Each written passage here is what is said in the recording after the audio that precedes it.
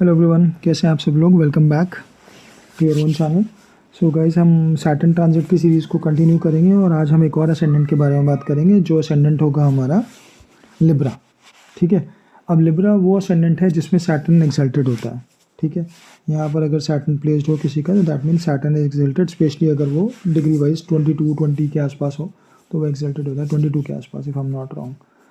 तो ये आज हम लिब्रा असेंडेंट के बारे में बात करेंगे। थोड़ा सा हम जुपिटर केतु के भी जैसे हम हर वीडियो में करते हैं वो बात करेंगे, और हम देखेंगे कहाँ कहाँ क्या इम्पैक्ट सैटर्न डालेगा जब वो लिब्रा असेंडेंट वालों के पाइसेस साइन में गोचर करेगा।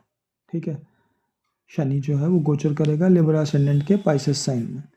तो अब पाइसेस साइन इन लोगों का पड़ता है छठे घर में। ठीक है।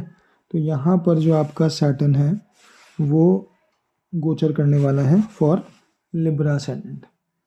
अब यहाँ से वो कौन कौन से हाउसेस को देखेगा। देखो, हमने बहुत सारी चीज़ों में लगभग काफ़ी सारी एक जैसी बात की है, तो उसको आज हम कट करके सीधा पॉइंट की बात करके वीडियो को शॉर्ट रखेंगे। सो अगर आप देखो तो 1 2 3 ये देखेगा आपके 8वें घर को। ठीक है। फिर ये देखेगा आपके 12वें घर को, और फिर ये आपके देखेगा 3रे घर को। ठीक है। ये 3 भावों को आपके गोचर करता हुआ शनि यहाँ पर देखेगा। ठीक है। अब जब हम बात करते हैं कि शनि गोचर करेगा इनके छठे घर में, ठीक, छठा घर आपको पता है क्या होता है। छठा घर हमारा कंपटीशन से रिलेटेड होता है। छठा घर हमारा रोग ऋण रिपु, ठीक है, तो शत्रु का हो गया। छठा घर हमारा लॉ लिटिगेशन का हो गया, केसेस का हो गया, इन सब चीज़ों से रिलेटेड कर गया। तो यहाँ पर जब सैटर्न आएगा लिब्रा असेंडेंट वालों के लिए, तो आप देखो वो यहाँ पर कोई ना कोई चीज़ें आप लोगों की जॉब में, या तो हो सकता है आप लोगों का कंपटीशन को बढ़ा दे। ठीक है। या हो सकता है जो लोग किसी एग्ज़ाम किसी चीज़ों के लिए अपेयर कर रहे हों वहाँ पर उनको सैटर्न उस चीज़ का लाभ देगा छठे घर में बैठ के, because it's house of competition है ना। कोई चीज़ की अगर आप तैयारी कर रहे हो सकता है यहाँ पे सैटर्न आपको, डिपेंडिंग अपॉन द प्लेसमेंट कि सैटर्न कहाँ पे है, नेटल सैटर्न कहाँ पे, चीज़ें कहाँ पे बैठी हुई हैं, कुछ चीज़ों में कहीं ना कहीं थोड़ा सा अगर आपका कोई लॉ लिटिगेशन का चीज़ें चल रही होंगी तो वहाँ पर वो कुछ ना कुछ चीज़ों को थोड़ा सा, जब तक कि मैंने आपको हर बार बताता हूँ, जब तक कि केतु का गोचर यहाँ चल रहा है वो उन चीज़ों को अटकाएगा। ठीक है। हो सकता है वो उनमें डिले कराए, हो सकता है वो उनमें रिजल्ट्स भी गड़बड़ करा सकता है। ठीक है। Depending upon the placements. या फिर अगर किसी को कोई प्रॉब्लम है स्वास्थ्य संबंधी वो चल रही है तो वो थोड़ा लंबी बढ़ सकती है जब शनि यहाँ गोचर करेगा, क्योंकि शनि चीज़ों को धीरा करता है, ऊपर से केतु ऑब्स्ट्रक्ट करेगा, केतु उनको रोकेगा, तो वो चीज़ें थोड़ी सी हो सकती है। ठीक। उसके बाद अब जब सैटर्न आपके 8वें घर को देखता है तो 8वां घर जो होता है वो होता है आपका हिडन चीज़ों का, एनालिसिस का, रिसर्च का, इन लॉज का। ठीक है। आपके शादी के बाद के रिलेशनशिप का, क्योंकि 7वें से सेकंड हाउस है, तो उन सब चीज़ों का होता है। तो यहाँ पर जो लोग इस तरह की फील्ड में काम कर रहे हैं, रिसर्च, एनालिसिस, एस्ट्रोलॉजी, अकल्ट, उनका इंटरेस्ट और बढ़ेगा और उनको वो और ज़्यादा इस चीज़ में डीप डाउन जाके मेहनत करेंगे, चीज़ों को और ज़्यादा रिसर्च को बढ़ाएंगे, क्योंकि 8वें घर को शनि देखेगा। और अगर फिर वही जैसे मैं आपको बताता हूँ हर बार, क्योंकि शनि का जो तीसरा एस्पेक्ट होता है ना वो आपका कॉन्टिन्यूस एफर्ट यानी लगातार प्रयासों का होता है। तो आपको यहाँ पर लगातार प्रयास करने पड़ेंगे अगर आप लोगों को एक अच्छा रिजल्ट चाहिए इन फील्ड से रिलेटेड। इन लॉस से रिलेशनशिप में भी हो सकता है प्रयासों की ज़रूरत पड़े और उसके बाद वो बेटर होंगे। ठीक है।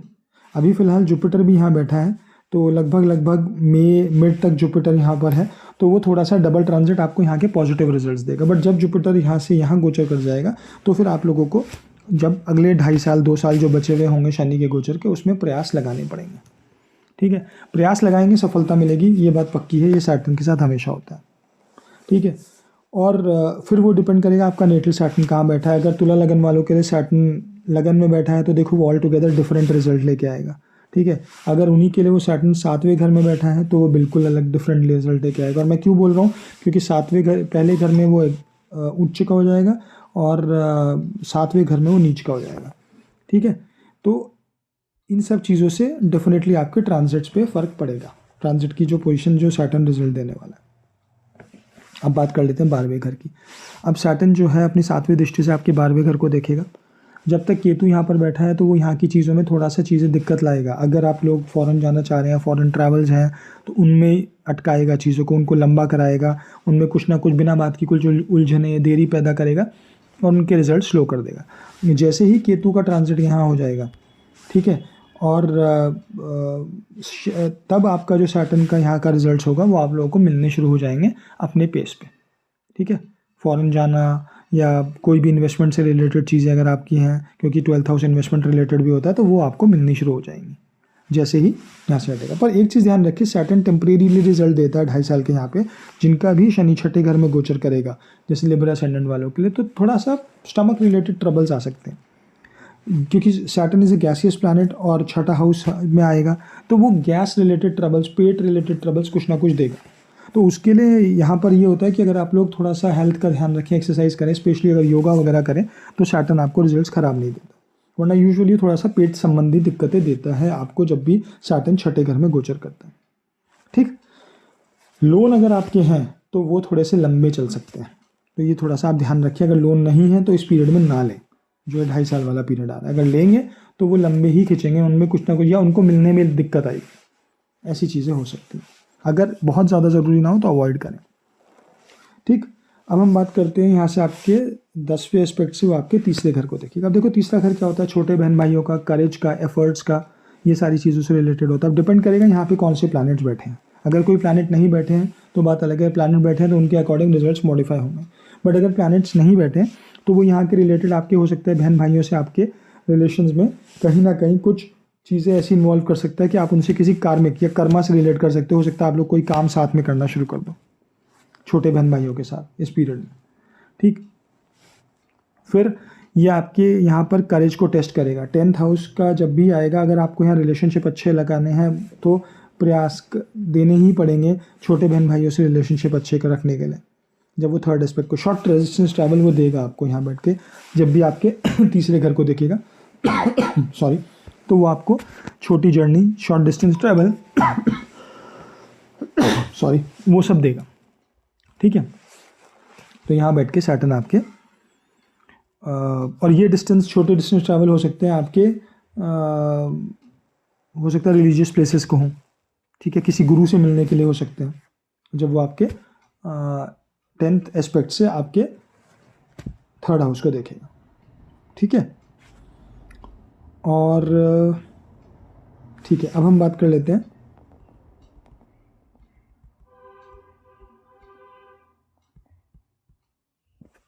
सैटर्न से। जैसे मैंने आपको बताया था ये एक वाटरी साइन में आ रहा है, तो जो 2 और वाटर साइन है, ये आपका कर्क और आपका वृश्चिक, इनको ज़रूर देख लीजिए यहाँ पे क्या प्लैनेट बैठे हैं, बिकॉज सैटर्न इनसे ट्राइन में आ रहा है, ठीक है, यहाँ से ट्राइन में आ रहा है दोनों के। तो जो प्लैनेट्स बैठे होंगे वो आपके करियर को इफेक्ट करेंगे। जैसे मैं हर वीडियो में अपने बताता हूँ कि वो करियर को कैसे इम्पैक्ट करेंगे, उनसे रिलेटेड अगर आप कोई करियर कर रहे हैं तो उसमें डेफिनेटली फ़ायदा होगा। कॉम्पिटिशन्स की अगर लोग जो तैयारी कर रहे हैं उन प्लैनेट से रिलेटेड, तो डेफिनेटली उनमें सक्सेस या करियर आगे बनने के चांसेस बढ़ जाते हैं, और या उनसे रिलेटेड कोई भी ना करियर चेंज आपकी लाइफ में आ सकता है इस अगले 2.5 साल में, ठीक।